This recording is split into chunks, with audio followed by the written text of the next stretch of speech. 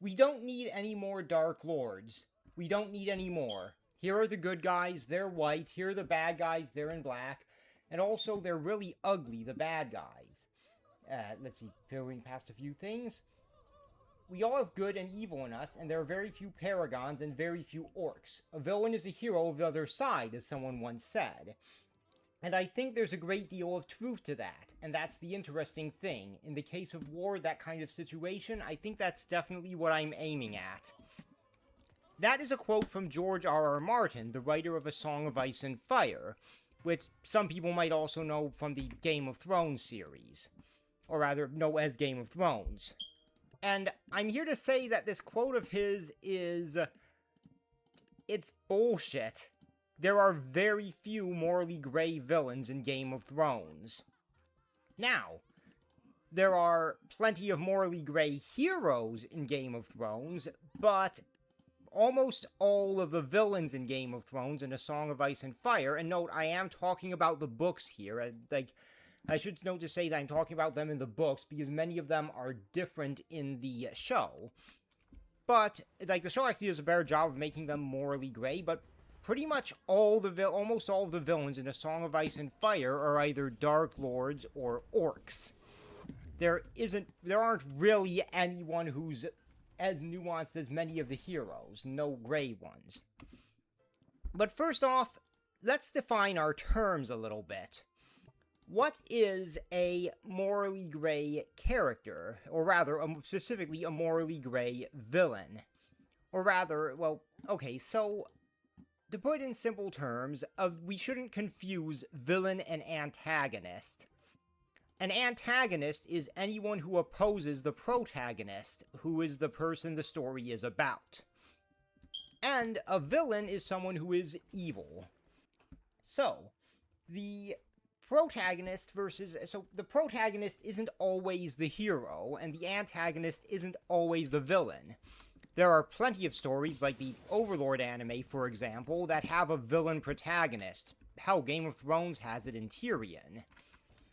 So, there also are plenty of stories with a heroic antagonist. So, basically, a lot of Mafia movies and such feature the antagonist being, some more heroic character than the protagonist, especially if they're like a law enforcement guy who's there to stop the protagonist from being a Mafia guy. So now that we have protagonist versus antagonist versus villain versus hero, what is a morally gray villain? Well, a morally gray villain I define as the least evil of the sympathetic villains. So, villains, in my mind, run a gamut from absolutely completely evil to morally gray to an extent. And it has to be to an extent because if they become morally gray enough, they're no longer a villain. They are an antagonist. So, since they cease being a villain, they are an antagonist. So on one end of it, you have villains who are pure evil with no redeeming qualities whatsoever. None at all. This could, or at least none at all in the present age. Well, this is, for example, Sauron. He's pretty much pure evil. Or, so Sauron is one example. Another example is, honestly, Littlefinger. I'll get more into him later, but or Ramsay Bolton, for example, in the books. Next, you have villains that basically are still absolutely pure evil, but have at least something that makes them not just evil. For example, you have Asher from House of the Dragon. You have Asher from Spartacus, Blood and Sand, and all the other series. Well, I think he actually dies before the he dies before War of the Damned, but Asher from Spartacus, except for House of Asher, where they really change his character, is absolutely irredeemably evil, but they also give him enough human elements to make him more of a character than someone who is just evil. So, that's one example of it, and another example is someone who is irredeemably evil, but has a tragic backstory. Dio is an example of that. And a tragic backstory can justify some things, but there's a limit to it. After a certain point, your character is being completely unjustifiable. Like, okay, a character whose parents are beat them, that doesn't justify them committing genocide against some people who have nothing to do with their parents. It doesn't even justify them beating their own children. And after the villains who basically are pure evil but have a few humanizing elements or a tragic backstory, you have villains who aren't pure evil. They're still evil, but they aren't pure evil. For example, you could have a villain who still genuinely cares about some people, like they care about, for example, their daughter maybe, or someone else. They're still evil and doing evil stuff, but they at least have some people they care about. And this can coincide with them having tragic backstories and such. But anyway, on the other side of this, you start to get into villains who are actually morally gray. And I bring up all those other villains because a lot of people confuse the tragic villains, the villains that are not morally gray, that are still pure evil, but while evil, have some sympathetic elements with morally gray villains.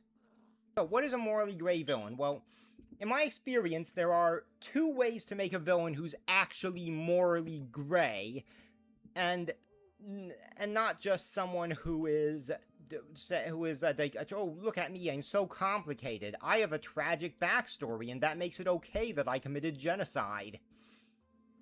In order to make a villain who is morally gray, you need to do, generally speaking, one of two things. Option 1 is make the villain think that they're the good guy, and not have them be delusional about it. Anyone who's insane enough can have a delusional idea about themselves being good when they're clearly evil. Like serial killers, for example. You have mission-based serial killers who target a specific sort of people and will have some justification in their sick mind about why they do it and why it's a good thing. These people are not morally gray or ambiguous or anything like that. They're evil, they're monstrous serial killers, but while they are monstrous serial killers, they are evil. They're just delusional enough to think they're the good guy. No, a morally gray villain who is of Method 1 actually has legitimate reasons to think they're doing the right thing and isn't just like evil. I think Dieter Croy of the Trails into Azure is a good example of that. Dieter Croy is actively trying to do the right thing. He thinks that his own methods will cause people to... will bring justice to the world, independence to his home city, which really needs it, but he's also done a lot of horrible stuff. Like, he enslaved a child and organized attacks on his own people. So, the people, while also pretending they're done by someone else. So, Dieter Croy is an example of a morally gray villain who thinks is a guy who thinks they're doing the right thing. So, the other way to do a morally gray villain is to have someone who isn't really good and isn't really evil. They basically do slightly more evil than they do good. Or they have enough humanizing elements piled on again and again to make you wonder if they're actually a good guy or if they're just a monster. An example of this type of villain would honestly probably be Tywin Lannister in the show, sort of, to an extent. Not in the books, in the show. Because, they do give him a more sympathetic side to him there than you ever get from him in the books. So now, which categories do Martin's villains fall into? Obviously, Martin's books are very long, and they're not finished, and there's a good chance they'll never be finished. So, I can't exactly go over every single villain in them. But I am going to get some of the major ones. So, first off, we have Gregor Clegane, the Mountain. And I'll just be blunt, this guy's a complete monster. The only thing that makes him even remotely morally gray is the fact that he apparently has headaches, and the pain of it drives him to do, or at least it's theorized, that the pain of it drives him to do the things he does. But even then, that's like, come on, no excuse whatsoever. So, he isn't really morally gray. Come on, as a kid, he shoved his own brother's face in a fire. He's a monster. Even if, pretty much no excuse for his actions as far as I'm concerned, even if he feels a lot of pain from his headaches. So, that's the first one. Aside from that, well, he's a rapist, a murderer, he, kills people for fun. It's just, what good things can you possibly say about Gregor Clegane? Very little, if anything. Now, after Gregor Clegane, let's look at his boss, Tywin Lannister. Tywin has a lot of defenders. And, well, quite frankly, his defenders don't defend him from a moral perspective. They defend him as a political genius. But note that being a political genius does not make you a good person. Oftentimes, it's quite the opposite. And, well, so I'm not talking about Tywin as a politician here. I'm talking about him as a morally gray villain. And the answer is he falls into villains who have a tragic backstory, which is not enough to make them morally gray. So basically, Tywin, his father was a laughingstock who almost ruined their family, and his wife died at some point, so a bit of a sad backstory, but it's not enough to make him a tragic, morally gray villain, because Tywin is still pure evil. He lives off his insecurity. He does everything he does because of his insecurities. So, the guy... And also, Tywin does not care about his children other than as tools for him. Tywin doesn't care, cares about his legacy and his family's legacy, but he doesn't care about the individual members of that family at all. Or at least about what they want. He disowns Jaime when Jaime decides to go into decides to stay in the Kingsguard. He treats Tyrion like absolute crap, and it seems to me that Tywin only ever viewed Cersei as a tool. The only people in his family he might, but yeah, he doesn't care about his children, just what they can do for him. He has a lot of people massacred, and some people would argue the Red Wedding and what he says about killing more men in battle than in the Red Wedding itself. Which, first off, is a lie. Thousands of people died in the Red Wedding. They didn't just kill a few Starks and a few other Northern Lords. They massacred their armies as well. So it's not, why is it more honorable to kill 1,000 men in battle than 10 men at a banquet?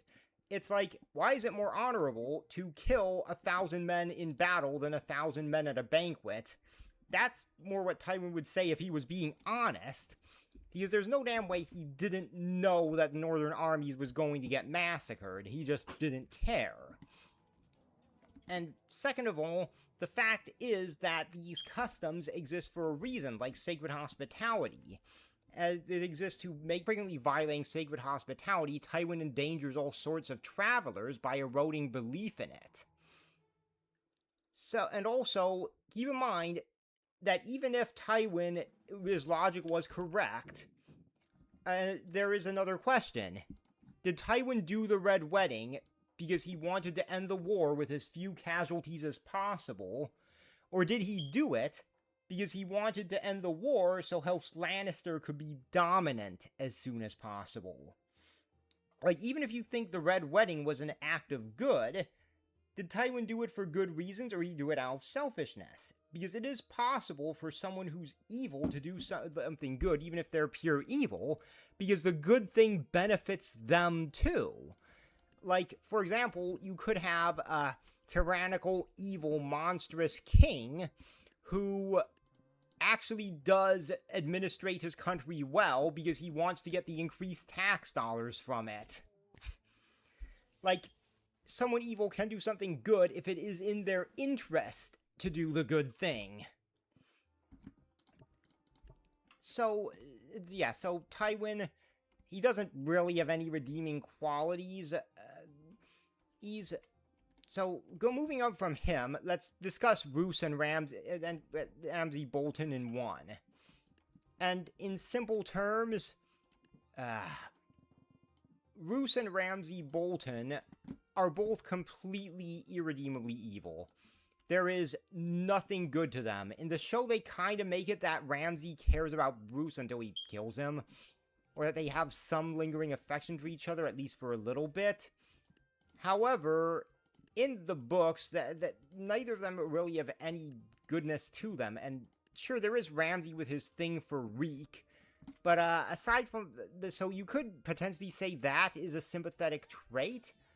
But with that Reek thing, it isn't so much like with that Reek thing. Is like Ramsay seeming to somewhat like the original Reek? He still basically left Reek to die to save his own skin. And even if you don't take that, then aside from and the whole him liking Reek isn't enough to make him a sympathetic villain. Or rather, it is enough to make him a morally gray villain. It just basically puts him in the villains who are pure evil but have some humanizing characteristics. Roose and Ramsay are both torturers. They are rapists. They love killing. And they kill people for fun. They treat their subjects like crap. They have no care or concern for anyone but themselves. Like, there is nothing good about them. So anyway, that's Roose and Ramsay. Didn't need to go over them all that much. But next up, let's go over... Okay, so let's go over, actually, Varys and Tyrion. So, Tyrion is a villain, 100%, at least in the books he is. Varys, we don't know enough about him to say if he's truly morally gray, and he and Tyrion come about as close as possible to being morally gray, but, not really, because, like, the thing about Varys, we just don't know enough about him to say for sure if he is or isn't. As for Tyrion... Well, okay, Tyrion does a lot of really horrible stuff that is completely unjustified. So, for example, let's look at well, he breaks a guy's fingers, he rapes someone he rapes a prostitute. He also has a bunch of people killed, including, like, let's see, he also has a bunch of people killed, and Tyrion's whole... oh yeah, he has some people killed, assassinated, killed, and I suppose that Tyrion does have some good qualities, some redeeming characteristics to him, which could make him morally gray, but he is a genuinely, perhaps Martin's only really morally gray villain, so I suppose I'll give him credit there, but even then... Tyrion isn't really all that altruistic in any way. He's mostly out for himself and, sure, his family, and being out for your family is perfectly fine, but being fully selfish combined with the evil actions, though, to be fair, he does help the Night's Watch, so yeah, let's say Tyrion is Martin's one morally gray villain. But that being said, Tyrion seems to put a bit more stock in people treating him bad because he's a dwarf than they actually do. Most of the time when people talk to Tyrion, they don't bring up that he's a dwarf unless he like insults them or something, then they insult him back by bringing up his dwarfism. So, I think there's him. But still, like, yeah, I do agree that Tyrion is perhaps Martin's one so far morally gray villain.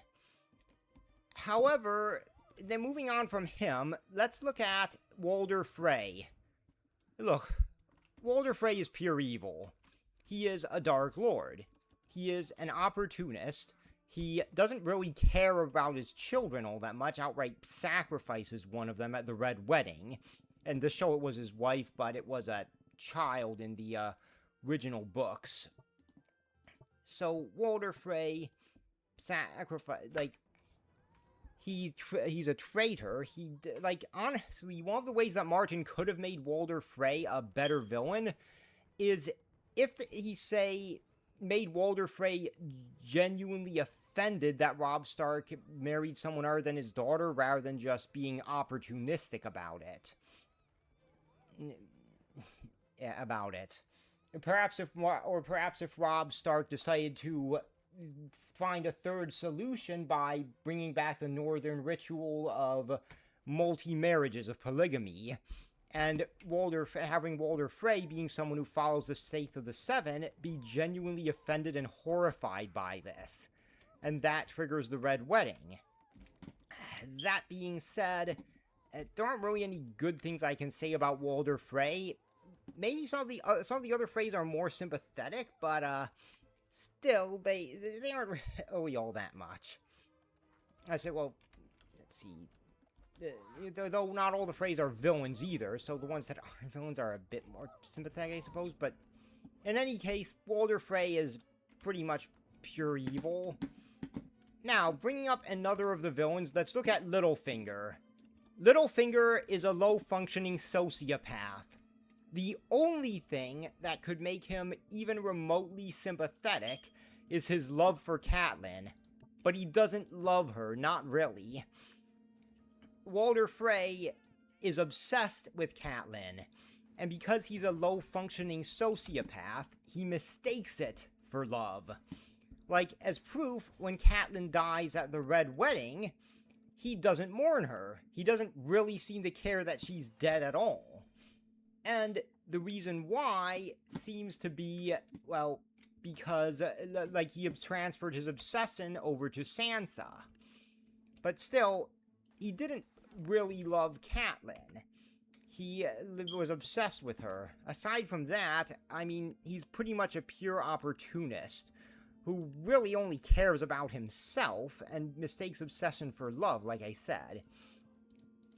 So, Walder Frey... Littlefinger, pretty much just a monster. Now, let's look at Cersei next. Cersei... I would say she's closer to a sympathetic villain, but she's more just falls in the delusional category of villains. Like, Cersei pretty much is, first off, unlike in the show, they make Cersei's sympathetic trait that she cares about her children. In the books, she only really seems to care about Joffrey, and even then, because he sees him as an extension of herself. She doesn't care about him otherwise, as his own person, but an extension of herself, and it says a lot that she thinks of Joffrey as the extension of herself, when he's a complete monster too. But anyway, moving back on that, Cersei... the one thing that I think Cersei that could make her sympathetic is her was it Tanya, that handmaiden or whatever? I think that relationship with the handmaiden could have made her sympathetic.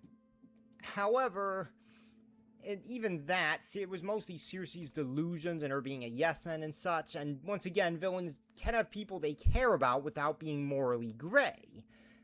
Cersei, in the end, is an idiot and is evil. She doesn't really have any sympathetic qualities, and she is quite possibly a sociopath herself. Like, even her love for Jaime isn't really love for Jaime. She loves Jaime because she thinks he's like her, because she sees herself in him. And the more Jaime starts to oppose her or starts showing that he is different from her, the less she loves him, and the more she comes to resent him. So, no, Cersei is not a sympathetic villain.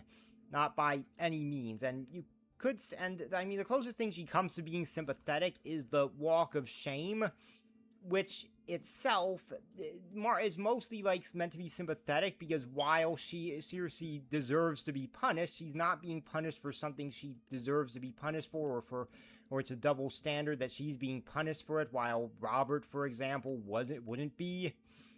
But still, that doesn't necessarily mean that she's sympathetic as a whole.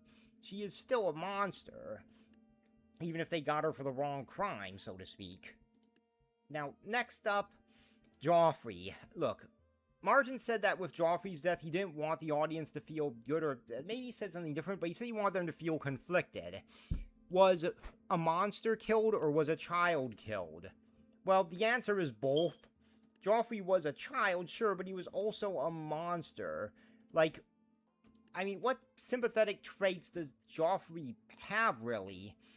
Aside from, like, he's pretty much purely out for himself. He's a sadist. He likes tormenting stuff. Hell, he killed a cat, a pregnant cat, when he was a child. That indicates a serial killer in the making. He doesn't even really seem to care about his family all that much, aside from maybe his mother. And he also had a lot of people killed, but, like, once again, Joffrey is a Dark Lord. Most of these villains, with the exceptions of some of the Freys and Tyrion and maybe Varys, depending on how his character development goes, are pretty much pure evil. Oh, like, or at the very least, they aren't morally gray. To bring another character, now, there are some characters I'm not covering, like Stannis and Melisandre, because I'm not quite sure if they're meant to be villains as of yet. Like, Stannis, maybe. I don't think Martin likes Stannis all that much, and this is another hypocrisy on Martin's part, where he said in an interview that he's interested in telling a story about what makes a good king. Well, but I don't think Martin actually has any good kings in A Song of Ice and Fire, aside from some guys who were mentioned in the past but are long dead.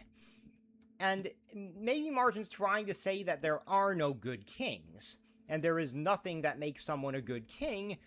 But first off, if there's nothing that makes someone a good king, don't say your story is about what makes someone a good king. Second, if there are no good kings, what is the solution that Martin is proposing in the book to monarchy? Is he proposing, say, a representative democracy? Well, no, he isn't. We do see a representative democracy in the books, and they're pretty much and the candidates are pretty much literally buying votes. So that isn't really much better than a monarchy in this case, like, or at the very least it's corrupt enough that you don't end up really seeing much of a difference between it and Westeros. So, but anyway, back to the topic of A Song of Ice and Fire's villains. I'm not going to bring up the Night King. We don't know if he exists in the books or if he's just a creation of the show. We don't know. Let's see. Oh, yeah. So actually, you know what? I'll look up a few of A Song of Ice and Fire's other villains.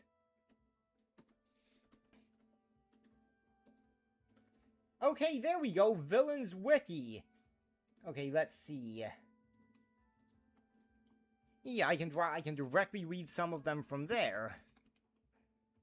Oh, Lady Stoneheart. Okay, yeah, Lady Stoneheart. Okay, she was a sympathetic character and a morally gray protagonist as Catelyn, but whatever good Catelyn had is long gone in Lady Stoneheart. Oh yeah, Lady Stoneheart is ultimately, like, Catelyn is gone, put it simply. She's a white of, Lady Stoneheart is a white of fire. And while Catelyn might have been a morally gray hero, what little good she had is gone, which puts Lady Stoneheart definitively into a villain who has a tragic backstory, but is still pretty much pure evil, though that being said, you could say that maybe she thinks she's doing the right thing, but we haven't seen enough of her to say for sure if she thinks that or not. or if she's just so consumed by vengeance that she doesn't really care if she's doing the right thing or not. Next up, the Faith Militant, and okay, I will give Martin some credit here that the Faith Militant are perhaps another example of a morally ambiguous villain, as they did arise in a response to the corruption of various lords and the War of the Five Kings, and they do think they're doing the right thing. That being said, I don't know if the High Sparrow thinks he's doing the right thing, or if he's just another, like, monster guy. And while they are like, religious fanatics, they also are, let's see... Oh yeah, they also are genuinely right about many of the lords being corrupt, so you know what? I'll give Martin credit with the Faith Militant that they are morally gray villains. Oh, next up, Balon Greyjoy. You know what? I'll lump all of the Ironborn in with Balon Greyjoy.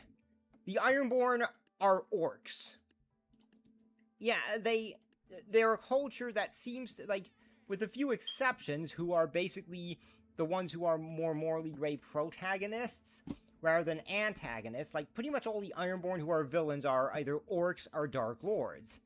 I mean, let's look at Balon. Like, what does he want to do? He wants to restart the Ironborn culture of raping and looting and pillaging. He is not even remotely a nice guy. Let's look at Euron. Euron wants to be a god. He sails around with a fleet of guys with their tongues cut out. He doesn't care about anyone but himself. He is, in simple terms, a complete monster. Now, let's look at Victarion. Victarion wants to endorse the Ironborn culture of raping and pillaging and such. So, I can't really say that he's morally ambiguous unless you're in favor of that sort of thing, in which case you're probably the crazy too. And Asha, well, Asha, she's more morally gray hero, but that being said, I do think Asha's plan for at the Kingsmoot is idiotic, despite Martin thinking it's the right, wanting to make it look like the reasonable plan. Her plan is basically, okay, we spent a few years ravaging the North, killed their princes, burnt their capital to the ground, or at least got blamed for it. Oh, you might not know about the capital thing, but in any case, we spent a few years ravaging the North, even killed their princes. So now let's go up to them and say, hey, you know how we were ravaging you? Well, why don't we make an alliance against the Lannisters? Sure, we killed your prince, but, make an alliance, hey? Why the fuck does he think the North is going to accept that? No. But yeah, like, Ironborn culture is pretty much pure evil. Oh, it isn't even like old Norse culture. They're essentially the worst traits of fantasy Vikings, or rather the most evil traits of fantasy Vikings. That without any of the stuff among the Vikings that would, in a story sense, make them more morally ambiguous, like, for example, their strong sense of honor. The Ironborn don't really have that. At least not the extent that the Norse did. Oh, the Brave Companions, also known as the Bloody Mummers. And also, like, a lot of the Song of Ice and Fire villains are, like, a lot of the ones that are listed there are from other things, so I'm skipping over the ones that are like that, or the ones that are really minor, because a lot of these are just random guys that show up as antagonists, guys who are featured in the lore, etc., or guys who are show only. But anyway, the Brave Companions. The Brave Companions, they're pretty much just pure evil. They like torturing and raping people, and there isn't anything sympathetic about them. Now, if you look at Bronn, Bronn's just a pure mercenary. He doesn't have any real benevolence, he's just out for himself. Let's see, Daario Naharis, is he a villain in the books? Maybe, been a while, but he is at the very least on Daenerys' side. He did kill some of his companions, so maybe you could call him a villain protagonist, but aside from liking Daenerys, doesn't really have any redeeming qualities, and I don't think he cares about doing the right thing. Let's see. Okay, and to finish this video, Okay, and they're going to, and you know what? I'm going to finish this video up to keep it from going on too long by talking about 3 different sets of villains or arguable villains. Oh yeah, the Tyrells, Craster, and the House of, and the was it the House of, no, the House of, the followers of the many-faced god and the House of the Undying. Let's make it 4. Okay, the Tyrells, we don't know in full detail how benevolent they are, or whether they're actually villains or hero antagonists, or anything like that, or if they're just a neutral faction, neither good nor evil. Like, there's many implications, but we don't know anything really concrete, so let's just list the Tyrells as not enough information, like with Varys. As for, what did I say? Oh yeah, as for, like, Craster and that other guy mentioned, as for Craster, come on, the only redeeming quality Craster has is that he helps out the Night's Watch, but even then, he rapes his own daughters. There's nothing you can really do to make someone like that morally gray. But now, to finish things up, we have the Warlocks and the House of the Undying, and also the those guys. What was it again? Oh yeah, the Death Cult Arya links up with. Look, the Death Cult are a group of assassins, fanatics worshipping their god, and they're not really doing it for benevolent reasons. They're doing it to get paid to assassinate people. They're as morally ambiguous as the Dark Brotherhood. So let's go. So as a final thing, the Warlocks of Qarth, they don't really have anything sympathetic, just trying to regain their old power and such. So yeah, like, look. So yeah, like, the main point of this video is that, despite what Martin says, the overwhelming majority of villains in A Song of Ice and Fire are not sympathetic. They are either Dark Lords or Orcs, as Martin might put it. Thank you for watching, everyone, and remember to like, comment, and subscribe.